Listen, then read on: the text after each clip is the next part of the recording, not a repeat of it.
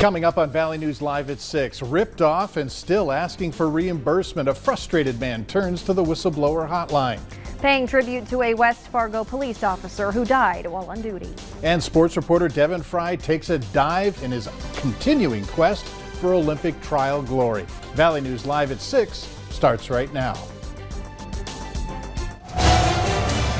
This is Valley News Live at 6.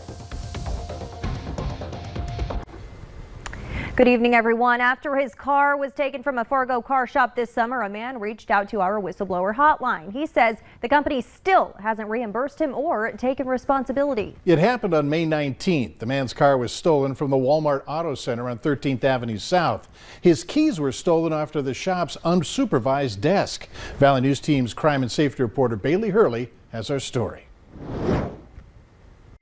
Dale Static says May 19th wasn't his first time dropping his car off at Walmart's auto shop, saying that day his 2009 Buick Lucerne was there for a quick oil change. Handed the key fob to the gal behind the counter, and I guess within 10-20 minutes they walked in, grabbed the fob, and walked out. An initial report by Fargo police states security footage shows two women, possibly white or Native American, enter the store's auto area, take the keys off the counter, and drive off in Sadek's car. The report states while an employee was nearby, they didn't see the keys get taken. Oh, I wouldn't take my car ever to Walmart again. Sadek says without a car and due to the severe shortage of rental cars, he wasn't able to make it from his home in Morton to his job in Fargo for 5 days. Forced to buy another car as leads on his case were slim to none. Now I'm in debt. $9,000. Documents say Sadek's car was found by the Bureau of Indian Affairs on May 30th in Fort Totten. But so far, Fargo police say no suspects have been arrested or identified. There was graffiti on the dash, and why would you do that to that nice a car? Sadek says now he's fed up, saying keys at Walmart's car shop should have been more secure. And he claims he has yet to get an apology from Walmart. They should have stepped up to the plate a long time ago. I want the car paid for. I want my 5 days that I didn't work paid for. Telling me this has gone on long enough. In Fargo, Bailey Hurley, Valley News Live. We reached out to Walmart today multiple times. However, as of this hour, they have not responded. If you have any information on this case, you're asked to contact Fargo Police. And if you need help with an issue, call our whistleblower hotline, 701-237-6576, and leave your tip. A member of our investigative team will get on the case. Smoke from Canadian wildfires continues to linger in the valley. The ongoing dry conditions and lack of rain in Canada and in our region means there may not be any relief from the smoke anytime soon. And what does that mean for your long-term health? Coming up on Valley News Live at 9 and 10 tonight, we're going to have more on how the poor air quality could have lasting health impacts. We sure could use some rain, but that certainly would help out a lot. Let's find out from Hutch what we can expect tonight. Thanks and good evening, Mike. Good evening, everyone. As we take a look at what's going on in Grand Forks right now, you can certainly see the haze and that low-level smoke. The quality up there, bad. It's not good right now, but the levels in Fargo down a little bit over what we saw. Now take a look at this reading. It's at 109 as of last check on the dial there, and that puts us in that orange category, which is unhealthy for some, and it's worse than that in Grand Forks and in portions of Lakes Country where you see the orange colors right now, unhealthy for some, with the Bemidji area seeing the worst air conditions in the region. Now, we do have a west wind. That's going to sweep some of this smoke out of here as we go through the nighttime and overnight hours. Then, after that, your wildfire smoke forecast shows for most of us quiet out west, but we will see a little bit of smoke mixing down to the surface in Minnesota and the valley at times. So it's not free and clear. Now, after this goes out, we get a good start to Thursday, and things look pretty good in these blue or lower categories for Thursday morning. But look at this nonsense.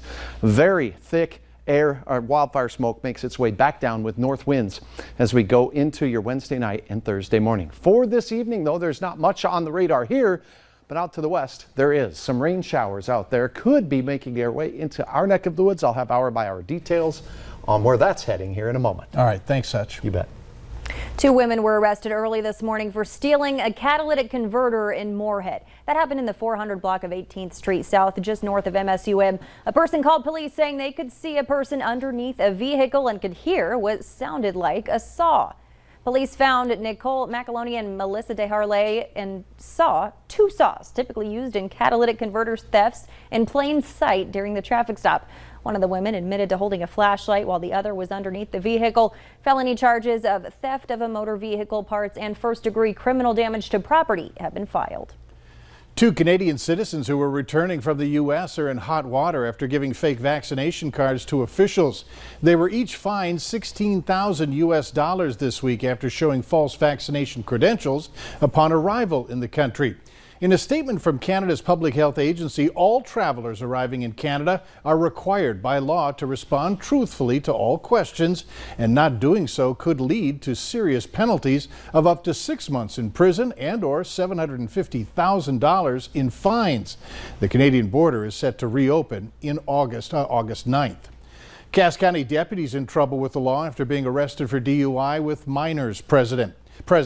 Deputy Jacob Danielson was involved in a crash at a Custom Express car wash in Fargo on Monday. His two children were also in the vehicle at the time of the crash. Danielson is now on paid administrative leave pending an investigation. No one was injured in that crash. 3 former Minneapolis police officers charged with violating George Floyd's civil rights want to be tried separately from Derek Chauvin. Chauvin has already been convicted on state murder charges for kneeling on Floyd's neck. Attorneys for J. Alexander King and Tu Tao said in filings today their clients would be unfairly prejudiced if they went to trial with Chauvin. An attorney for Thomas Lane filed a motion asking to join in his co-defendant's request. The 4 officers were indicted in May, alleging they violated Floyd's rights while acting under government authority. The 2 people who died in a house fire in Wadena Township this weekend have been identified. The sheriff's office identified them as 46-year-old Michael Black and 42-year-old Paula Black. They say a 13-year-old boy was found outside with minor burns. He was treated for his injuries and released a short time later. The cause of that fire still under investigation.